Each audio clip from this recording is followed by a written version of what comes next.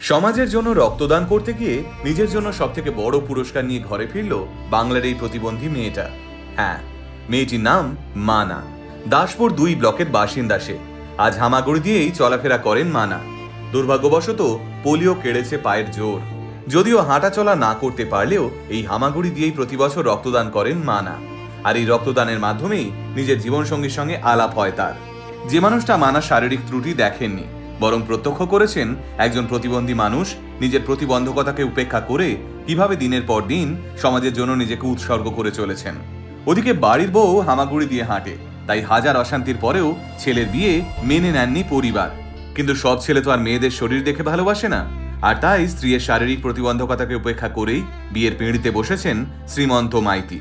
শ্রীমন্তর পরিবারের মানুষেরা ছেলের পাশে না দাঁড়ালেও প্রতিবন্ধী স্ত্রীর হাত ছাড়েননি স্বামী। তাই আসুন আজ আপনাদের এক মন ভালো করা গল্প বলি।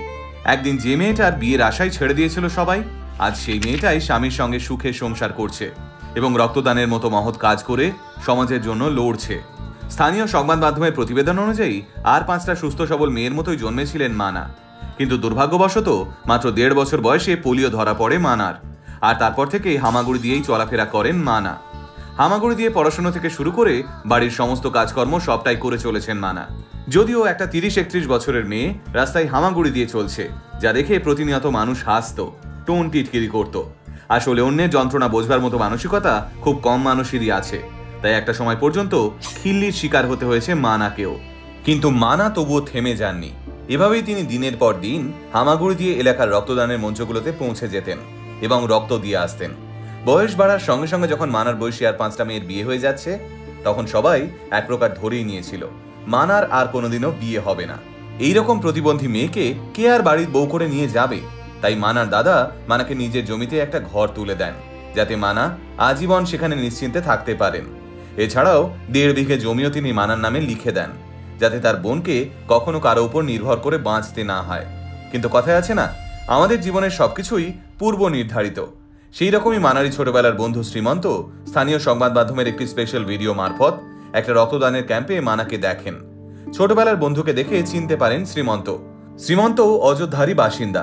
মানা এবং শ্রীমন্ত দুজনেই ক্লাস 1 থেকে ক্লাস 10 অবধি পড়েছেন একসঙ্গে। কিন্তু ছোটবেলার বন্ধুতে যে বড়বেলায় ভালোবাসায় পরিণত হবে, এ কথা দুজনের কেউই স্বপ্নে ভাবতে পারেননি। শ্রীমন্ত অবশ্য কর্মসূত্রে অন্য রাজ্যে থাকেন, তাই মানার ভিডিওটা দেখার পর তিনি বাড়ি ফিরে আসেন এবং মানার সঙ্গে যোগাযোগ করে তাকে বিয়ের প্রস্তাব দেন। মানা অবাক হয়ে যান তার জীবনকে রূপকথার মতো বদলে যেতে দেখে।